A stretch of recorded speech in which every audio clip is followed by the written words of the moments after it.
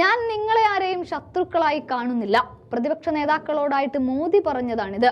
തോൽവി ഉറപ്പിച്ചതിന്റെ ആദ്യ സൂചനകൾ തന്റെ വാക്കുകളിലൂടെ തന്നെ മോദി നൽകുകയാണിപ്പോൾ. ഇനി ആകെ അവശേഷിക്കുന്നത് 7ാം ഘട്ടത്തെ തെരഞ്ഞെടുപ്പാണ്, അവസാന ഘട്ടത്തേത്. ഇവിടെ ഏകദേശ ചിത്രം തെളിഞ്ഞു വരുമ്പോൾ, ഇന്ത്യ മുന്നണിക്ക് അനുകൂലമായി കാറ്റ് വീശുമ്പോൾ മോദി പറയുകയാണ്, നിങ്ങൾ എനിക്ക് ശത്രുക്കൾ അല്ല എന്ന്. നാഴികക്ക് 40 വട്ടം രാഹുൽ ഗാന്ധിക്കെതിരെ രൂക്ഷ വിമർശനം അഴിച്ചുവിട്ട മോദിയാണ് ഇപ്പോൾ ഞാൻ നിങ്ങളുടെ ഉപദേശവും സ്വീകരിക്കുമെന്ന് പറയുന്നത്. അഥവാ രാഹുലിന് മുന്നിൽ മോദി തകർന്നടിയുകയാണ്. പപ്പു എന്ന് കളിയാക്കിയതൊക്കെ മോദി എപ്പോഴേ മറന്നുപോയി എന്ന് ചുരുക്കം. ഇപ്പോ ഇതേ രാഹുലിന്റെ മുന്നേറ്റം കണ്ട് കണ്ണ് തള്ളുക കൂടിയാണ് മോദി. സത്യത്തിൽ ഞാൻ പ്രതിപക്ഷത്തെ ശത്രുവായി കാണുന്നില്ല. നിങ്ങൾ പറയുന്നതും കേൾക്കും എന്ന് മോദി പറയുമ്പോൾ അതൊരു മുട്ടുമടക്കലാണ്. ഏറ്റവും അധികം വിമർശിച്ച രാഹുലിന് മുന്നിൽ ഒരു മുട്ടുമടക്കൽ തന്നെ. പ്രതിപക്ഷ നേതാക്കളുമായി സഹകരിച്ച് പ്രവർത്തിക്കാനാണ് താൻ ഉദ്ദേശിക്കുന്നത് എന്നും മോദി ഇവിടെ പറയുന്നുണ്ട്. താൻ ആരെയും വില കുറച്ച് കാണുന്നില്ല എന്നുമാണ് മോദി കൂട്ടിച്ചേർക്കുന്നത്.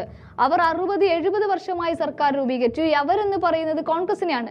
അവർ ചെയ്ത നല്ല കാര്യങ്ങൾ എനിക്ക് പഠിക്കണം. ഇപ്പോഴാണ് മോദി കണ്ണു തുറക്കുന്നത്. 10ാമത്തെ വർഷത്തിലേക്ക് എത്തി 400 സീറ്റും സ്വപ്നം കണ്ട് അവിടേക്ക് ഇറങ്ങി തിരിച്ചപ്പോൾ ഒന്നും കിട്ടാൻ പോകുന്നില്ല എന്നറിഞ്ഞപ്പോ 60-70 വർഷത്തെ സർക്കാരിന്റെ നല്ല കാര്യങ്ങൾ എനിക്ക് പഠിക്കണം എന്നാണ് പറയുന്നത്. ഇന്നലെ വരെ ഈ കോൺഗ്രസ് എന്ത് ചെയ്തു എന്ന് ചോദിച്ച് കളിയാക്കിയിരുന്നിടത്ത് നിന്ന് ഇന്ന് എനിക്ക് പഠിക്കണമെന്ന് പറയുന്ന അവസ്ഥ വരെ ഉണ്ടായി. പ്രതിപക്ഷത്തെ ശത്രുവായി ഞാൻ കണക്കാക്കുന്നില്ല എന്ന തുറന്നു പറച്ചിലൂടെയാണ് എല്ലാവരുമായിട്ട് എനിക്ക് സഹകരിക്കണം എന്ന് പറയുന്നത്.